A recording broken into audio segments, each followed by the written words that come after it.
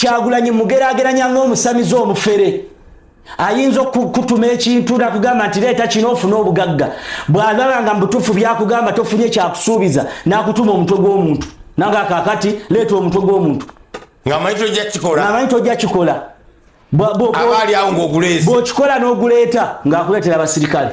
Kakooza Muhudin Sanya yavuddeyo mu kkomera nga kirungi ne ba political prisoners bangi bavuddeyo mu kkomera. Mawulire malungi ago. Business ya His Excellency President Bobi Wine finally bagikubye. Kati Kyagulanyi anaali awo. Simanyi na kumanya. Omusajja baamwabizza. Anaddamu okulya. Nanti baatugamba nti we yalajja akasente. Naye lusooke tuveere twogera ku musajja mwavu essaawa eno. Baamwavuwazeeyo tetukyamuliko. Takyatambula. Essaawa zino tuyina Mwami Sanya Kakooza Muhudin. Yavuddeyo mu kkomera nga afujja obusagwa. Yayogedde ebigambo bingi nnyo bannayuganda bangi. Initially gwe kenyini wakiŋŋamba nti tetumuwa budde n'oŋŋamba tumwemu akaseera osanga byakola biri because of akaseera ke yamala mu kkomera. Of course. Era eno video essaawa zino abagiraba ezze nga wayiseewo akaseera nga Muhudin ayogera. Njagala nfune endowooza ku bintu Muhudin Sanya byazze nga ayogera. Tumukyawe oba tumwemu akadde tulabe ddala ddala ki ekigenda mu maaso. Nze nga nze njagala tubeere benkanya. Njagala tusooke twekube mu torch ffe ng'abantu ababadde ebweru w'ekkomera for 4 years ng'omwami ono ali mu kkomera for 4 years. Ffenna tukimanyi omwami ono ogenda mu kkomera yali ku struggle. Ffenna twakikkiriza yali ku struggle na endinga up mu kkomera. Tulabye nga y'omu ali ku listi y'abo abantu Bobi babadde akola ki? Babadde alwanirira okulaba nti bakola ki? Bava mu kkomera. Meaning Bobi abadde amulinamu essuubi. Ffenna tubadde tulwanirira aba prisoners bakole ki? Baveeyo mu ngeri zaffe. So tetuba benkanya okwanguwa okukola ki? Okusala layini nti sha lwapakati ali kutukuba tusooke twetekemu mu bigere bye. Gwe nange bwe bakuteeka eruzira wali ennaku 2 ne bakusalako enviiri nga buli kimu tokyakitegeera towulira kiriveeno like oli mu kkomera bintu nje bigenda okyuka. Nze naawe tetunnakatuukako. I pray that never happens. Naye omwami ono ayise mu bulumi oba ayise mu mbeera gwe nange tetugiyitangamu. Gamba trauma y'amaanyi. Okitegeere? Sanga kushiteeka oba mental health oba biki eyo story ya lulala. Naye tusooke tweteeke mu bigere bye nti kaŋŋambe gwe oli mu struggle naye ali mu struggle. Struggle eno eyisizza abantu bangi mu ngeri y'enjawulo. Okitegeera? Naye ye emuyisizza mu ekyo gwe ky'otannakola ki? Ky'otayitangamu. Okitegeera kye ŋŋamba? Tetwanguwa nnyo kumusalira musango. Nkimanyi byayogera biyinza okunyiiza. Byayogera biyinza okukusika waya. Byagera biyinza okutriggeringa. I understand nkutegeera gwatulaba naye tetwanguwa nnyo kumusalira musango. Nalabye omusajja amaze emyaka 4 mu kkomera ne bamusumulula nga talina kyayina. Of course. Buli kimu yakiruuzinga ne hope tuyinza okugamba yali agiruuzinga at some point. Ne tumulaba nga yali mu kkomera ne bamu-approachinga ne bamupromisinga ne bamupromisinga. Tetumanyi ddiru gye yakola newe yafuluma ekkomera. Tulaba ekifaananyi ky'omuntu ali mu kugraftinga.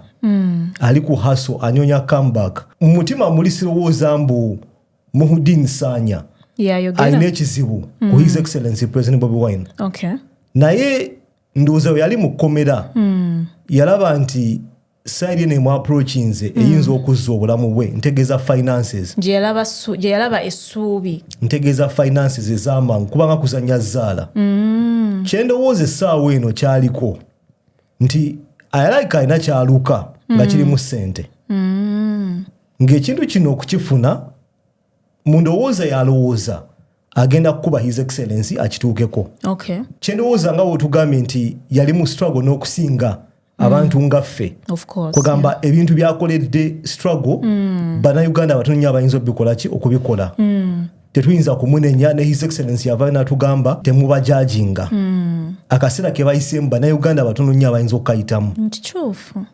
On that basis simuyinaako buzibu. Byayogera ye ng'omuntu opinions ze ali entitled okukola ki okuwa endowooza y'oba opinion ye naye ate ndowooza ayinza ova ku mulamwa mweno pursuit oba luno olugendo lwagendako olw'okufuna comeback olw'okufuna obulamu obukadde ayinza ate okuluzinga portion oba omulamwa gwe yaliko naye tekiri late essaawa zino Sanya wazuuka n'agamba bannayuganda nti binadde njogera nadde mpisaawo kintu bwekiti bagenda kumusonyiwa sirowooza nti waliyo omunnayuganda essaawa eno alina obuzibu ku Sanya ng'ali mu struggle era kyova olaba nti tebamuvuma n'ogenda ku TikTok abantu baba bakwatibwa nnaku babeera mu kuseka bintu byakola kibyayogera omanye for the first time foot soldiers sibalabyeko nga bayombesa omwami ono togamba foot soldier gamba abantu abakosa internet abantu abavuma si ba foot soldier ba foot soldier tebavuma mulimu ba molo oba abantu abali planted abavaayo ne bavuma bono n'ekifaananyi ky'aba foot soldier ba foot soldier mu kaseera kano tebalina buzibu na Sanya akaseera kayitamu kazibu nnyo naye nga nkugambye ye mu ndowooza yalowooza nti ogenda ku side eri agenda kufuna comeback kyendowooza nti ate bayinza okumukozesa ne bamusuula nga tana kyafunye naye the door is always open Sanya walikomawo bannayuganda bagenda mumwaniriza walivayo n'agamba nti bane mu nsonyi ebyenkoze tewali muntu agenda mubaako kizibu naye ebintu bino bitera okubaako time frame katusabe nti Sanya ajja kwekuba ku mutima ajjukire ensonga lwaki yatandika ebintu ebyo byamutwaza mu kkomera ensonga eyo tenaakuvaawo kwegamba afokasinze ku end na ignoringa cause okitegeera ekyamutwaza mu kkomera tekivangawo yembeera yemu gyagenda okubaamu ne waanaba afunye byalowooza nti byanyuunya embeera tegenda kukyuka katumusabire mu kaseera kanaazuukiramu nga tekiri leeta nkutegeera omanyi weewo akantu akatera okunyumira omukyala bw'amala okuzaala bw'ati oba ng'alimu eyo process y'okuzaala ekintu kyasinga okwogera siddamu kuzaala siddamu kitegeera wayitawo nnaku 2 emyezi 9 egiddako muddamu ne mumulaba yes so mbadde njagala tumuwe akaseera ako ak'ennaku 2 tugambe nti ali mu leba alabanga bino byonna bye yali alimu alabanga struggle eyali embi nti eyo yamutuusamu eyo embeera so tusooke tumuwe akaseera ako naye bw'anaamala okulaba ekyengera kye bw'anaamala okulaba ku mwana we ajja kujjukira agambe akanzireyo nfune omwana omulala Sanya mwe mwatiikinga ng'obululu because kyemmanyi twalonda oli mu kkomera bakwatadde olange gyatakuddemu mutwe ne wallahi musiraamu Allah akusaasira bwe baamala okulonda bwetwamala okulonda nga 2021 January tebakwata mu December wa 2020 twayimbulwako ne tumala ne tuddamu ne tukwatibwa nga we nagambye saagala questioninga kusibibwa kwa Muhudin kubanga bamusiba oba bamusumululako oba ki the fact is bamusiba saagala questioninga ki time gye yakola tugirespectinga tumuwa ekitiibwa ebintu byakoze bannayuganda batonya bayinza obbikola okategedde bulungi twayimbulwako ne wayitawo akaseera kampaawo kageera ne baddamu ne batukola ki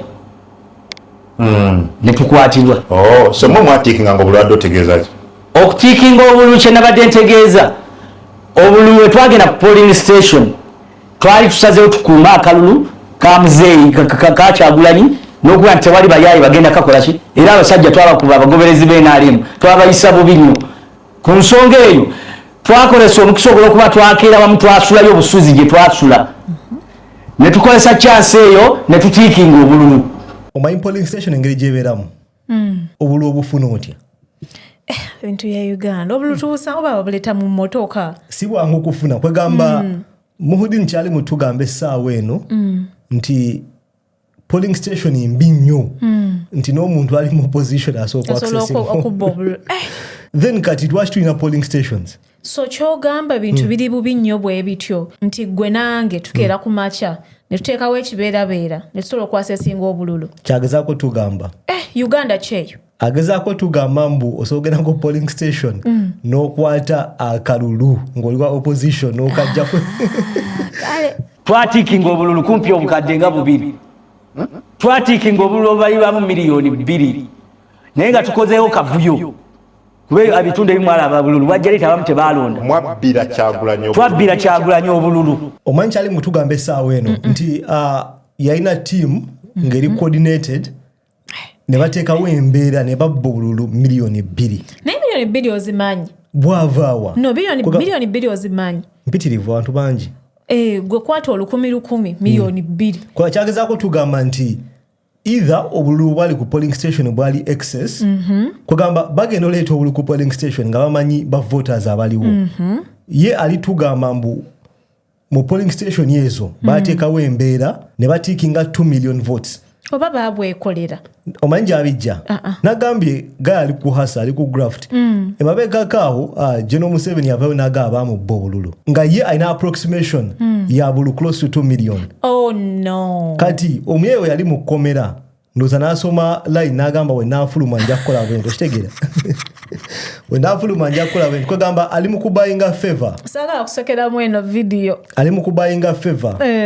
Akola buli ekisoboka simanyi oba alina baakola nabo naye nga ke bamusomedde si katuufu ebintu saa bitambuza bwoti engeri gyagala okugulamu favor sirowooza nti side eri ejja kukya appreciatinga ali ku kacyamu miliyoni 2 kubanga twabalirira nti Kyagulanyi mwabubanga mutya nkugambe twateekawo mbeera y'akavuyo ku polling station era gye wawuli abatalonda ati simanyi bituuse leeti twateeka nkugaye twalina obusobozi obulumbe mmoloka twalina teebereza nkugaye nali nze nyengenda kweyiwako mafuta kufaana basirikale.